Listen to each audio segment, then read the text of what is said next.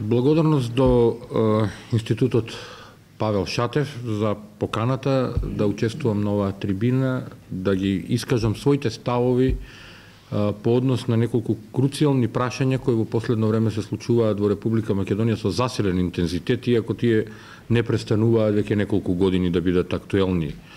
Како што рече колегата Цветин, да беше жив Павел Шатев, како да сме се договарале на истата идеја, бев кога размислував за почетокот на тоа како на кој начин ќе дадам еден вовед во моето излагање и во презентирање на моите ставови.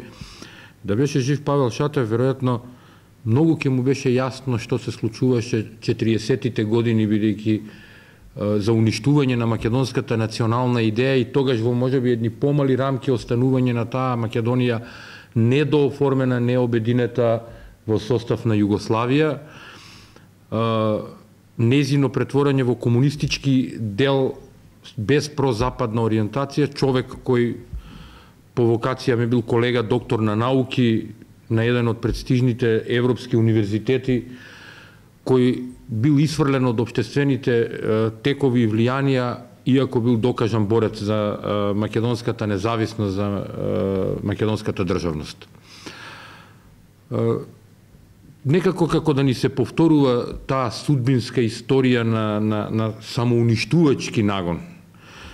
Кога размислувам за тоа што се случува во Република Македонија, многу често размислувам и за тоа каде ни е грешката во која еден дел од македонското национално битие и македонското национално ткиво влегува во самоуништувачка игра. Тоа што денес го прави СДС не е македонска опција.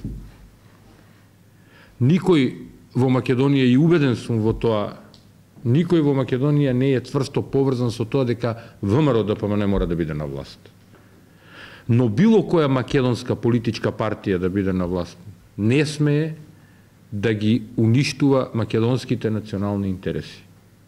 И кога зборувам за делот за национални интереси, многу често ги потенцирам клучните или живнодавните национални интереси на државата, а тоа се опстанок на македонската нација и држава.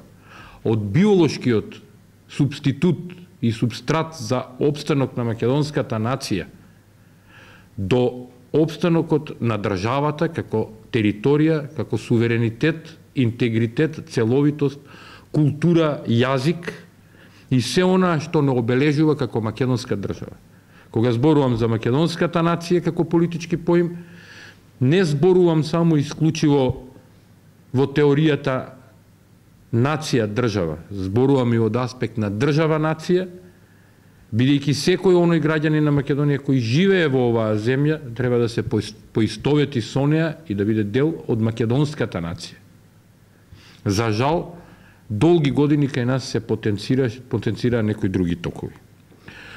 И денеска дојдовме буквално во една состојба во која, верувајќи во демократијата, посебно на некои наши партнери кои се обидуваа со децении да ни се прикажат како партнери, а никако да не примат во нивниот елитен клуб благодарение само на една земја членка нивна, дојдовме во ситуација да под верба на демократијата се прифатат и некои преседани. И верувајте дека секој прифаќање на преседан води кон следен преседан и води кон изместување на она што е закон и право и почитување на правото и законите во Република Македонија. Па така и оној преседан наречен специјално јавно обвинителство, вон уставен преседан, за кој за жал Уставниот суд се уште не се има изјаснето, дочекавме да води класична политичка битка на место на Социјалдемократскиот сојуз. Зошто го кажувам ова? Значи, секогаш кога нешто зборувам, сакам да направам паралела. Зборувам сега како универзитетски професор, не зборувам како поранешен министер за внатрешни работи од политички аспект. Значи, многу е едноставна работата. Науката утврдила компаративна анализа како метод на осознавање на појавите во општеството. Можеме да го третираме тоа и низ вашиот пример како медиуми. вашата компаративна анализа на работење во еден период со онаа што го работите сега и начинот на креирање на јавното мислење преку вас како медиуми, односно презентирање на јавните политики на политичките партии. Ако ја земеме како компаративна анализа можноста да му дадеме на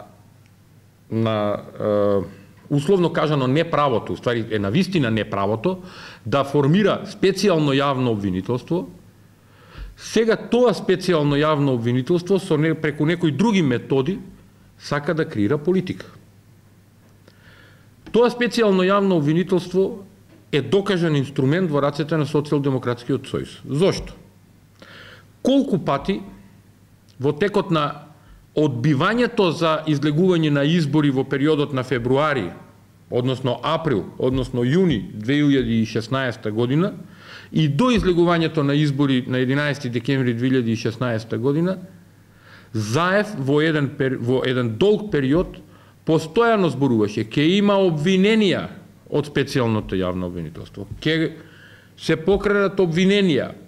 Секогаш кога тој тоа го зборуваше, се ја излегуваше со обвинени. Еве првата паралела. Втората паралела, која е многу позначајна за тоа што ни се случува во државата, е тотална амнестија на Заев и неговата политика и политичка гарнитура од криминални дејанија. Значи, ако сме правна држава, не зборувам за етиката, веројатно колешката Божиновска од еден друг агол повеќе може да каже и за етиката во однос на политиката, со кој образ човекот се појавува да биде и премиер на држава, а е аболициран, што значи докажан за извршен криминал, и се уште се водат постапки за подкуп против него, што е едно од најголемите зла ако корумпиран човек, докажано корумпиран со факти, со посебни истражни мерки и постапки, ви влезе во извршната власт и тоа да ја раководи, тога знаеме на каде одиме, очигледно. Имаме ситуација во која специјалното јавно обвинителство не покренува, односно го сопира обвинителниот акт за пуч. Зошто за мене тоа е круцијалниот аспект од круцијалното прашање кое докажува како специјалното јавно обвинителство со компаративна анализа, со методот на компаративна анализа и оваа што во последниве денови го прави од политички интерес. Затоа што во случајот пуч се обвинети главните организатори на спроведувањето на нелегалното прислушување, креирање, монтирање на материјали. Затоа што доколку пуч излезеше досега, требаше пуч да биде прв процесуиран предмет, и се враќам на онаа што јас го кажав уште во февруари 2015 година, кога почна целата оваа афера и кога реков, за да се дојде до крајно правично и судско разрешување на случајот на аферата прислушување и се онаа со оваа криза што настана, креирана од Социјалдемократскиот сојуз, мора да има решение на тоа и одговор на прашањата. Кој прислушуваше, за чии потреби прислушуваше, на кој начин прислушуваше. Зошто? Затоа што тогаш ќе дознаевме чии интереси стојат за сето ова во детали, судската постапка ќе требаше да ги изведе на површина сите тие работи, ќе ги знаевме личностите кои го организирале во Македонија прислушувањето, и за мене како дел од академската фела која се занимава со прашањата на одбраната, безбедноста и конфликтите, ќе беше исклучително значено да врз основ на првите два факти го утврдиме и третиот факт. Во кој степен ни е пробиен безбедносниот систем на Република Македонија, кога со сите досегашни сознанија кои успеав јас да ги видам и во Министерството за внатрешни работи и како професор и како експерт во областа да ги приберам, да ги осознам и да ги изанализирам, утврдено е дека некој платил на некого од безбедносниот сектор да помогне во извршување на целата оваа операција која има во основа безбедносно политичка цел. Значи не се работи за економска приказка, не се работи за социјално, се работи за безбедносно-политичка цел насочена кон клучните или животодавните национални интереси на Македонија. Ако го одговоревме, односно ако СЈО одговореше на прашањето преку судска постапка, кој го нарачал прислушувањето, кој го организирал во Македонија и за чии потреби, и каде е грешката во безбедносниот сектор, тогаш ќе дојдевме до следниот чекор. А следниот чекор ќе беше колку се вистинити прислушуваните разговори, односно така наречените бомби кои ги објавуваше СЈО. И дури потоа ќе можеше господјата Јанева, за чии етички капацитет неколку пати зборував и ќе кажам повторно, длабоко го ставам под сомневање, бидејќи јавно лажеше пред целата јавност дека мене и господинот Чавков не набркало од Министерството за внатрешни работи, и тоа е ноторна лага. Жената дојде таму да прави сцени, да прави театар, како што беше и упатена, и теоријата која се обидуваат во последно време да ја пласираат во јавноста дека институциите на државата во тој период не и давале подршка, па тоа е причина да се продолжи мандатот, се неточни, бидејќи јас барав средба со неа со цел да се договориме околу соработка, а таа бегаше од мене и одеше кај Спасовски затоа што имаа дил. Тоа беше сосема јасна работа. И стојам за ова што го кажувам, со целиот сопствен интегритет, и како универзитетски професор, и како поранешен министер за внатрешни работи, дека ова што ви го кажувам е во потполност точно. Жената нема никаков етички капацитет, ниту доблест да води ниту еден случај кој го покренала. Колку и да зборува флоскули од типот, ама јас не ме интересира кој е името и презимето на човекот кој го обвинувам или неговата функција. Не. Првенствено ја интересира. Кога може ноторно да ја лаже македонската јавност за настан кој никогаш не се случил, да измислува настани, убеден сум, верувајте ми дека сум убеден во тоа дека во 90% од случаевите кои ги креирала во обвиненијата постојат измислени докази, луѓе со принуда и така натаму. Бидејќи од постапките додека бев во Министерството за внатрешни работи, од мојот прокажан интерес за тоа како се одвива постапките на специјалното јавно обвинителство, дојдов до еден заклучок и од разговорот со некои луѓе дека се вршат навистина пресии врз тие луѓе. Ке ти страда фамилијата, ке ти страдаат децата, потпиши го ова, кажи го ова, со готови изјави и така, недозволување на присуство на адвокат и така натаму. Значи, сериозно си ја сватиле работата како политички инструмент. Нешли едно самоубиство. Секако. Не се сите луѓе исти. Верувајте дека и во оваа постапка, значи точно се избирани луѓето. По две категории се гледа дека се избирани луѓето против кои се поведуваат постапките. Едната е политичка категорија на луѓе, почнувајќи од председателот на ВМРО-ДПМН и поранешниот премиер Груевски, и кругот на луѓе околу него, за да се деструира партијата од внатре, што би олеснило во некои други етапи понатаму.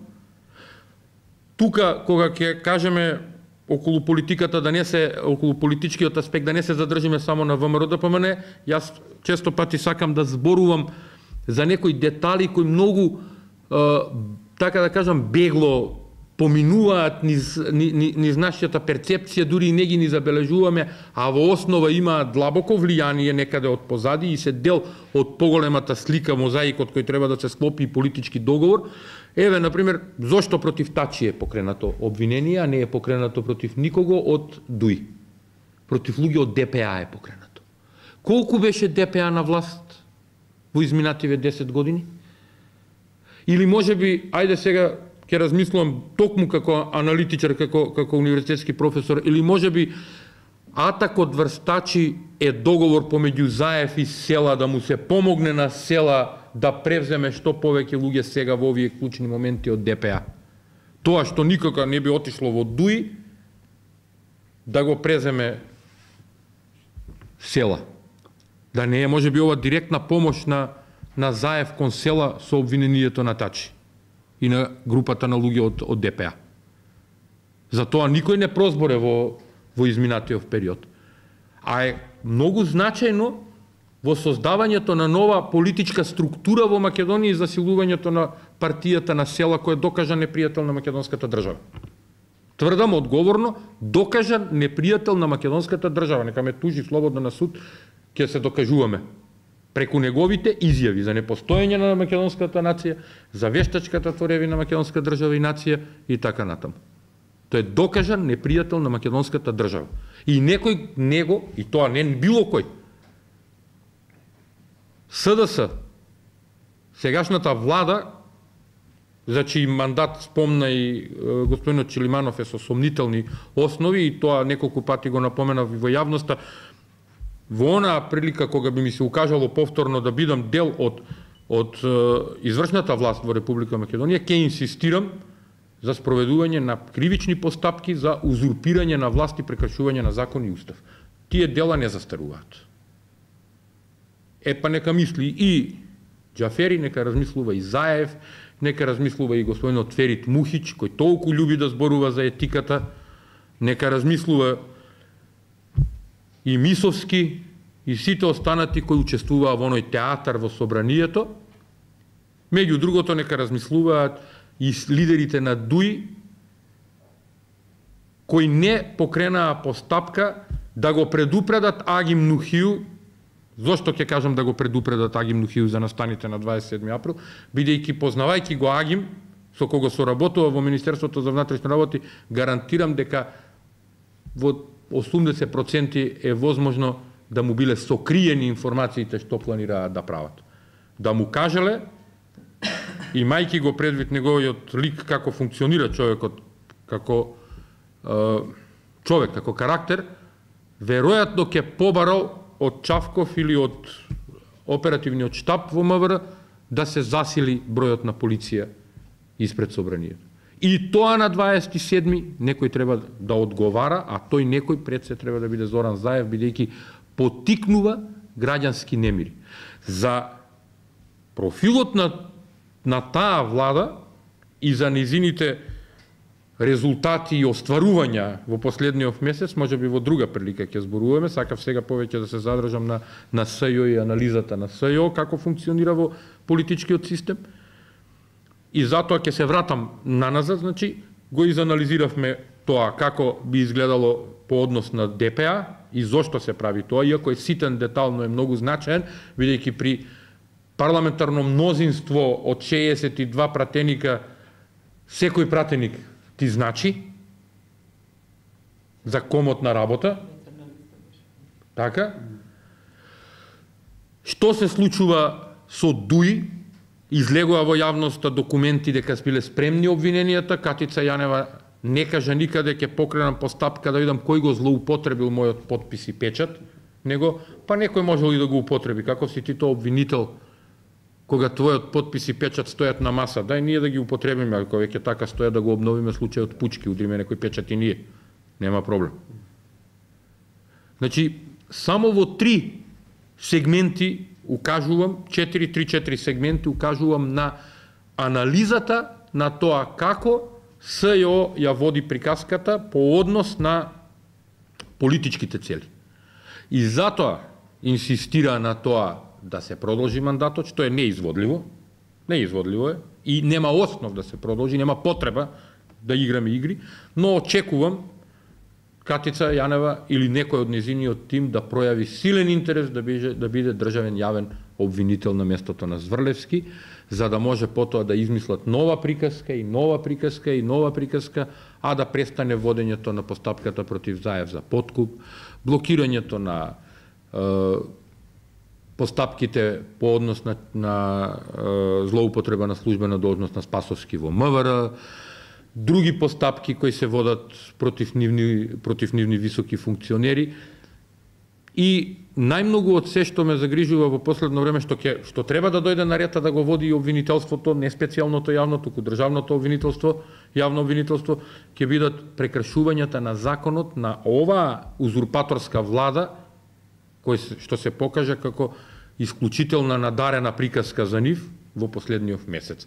Нема да зборувам детали за тоа, во една друга прилика можеме и за тој дел да разговараме.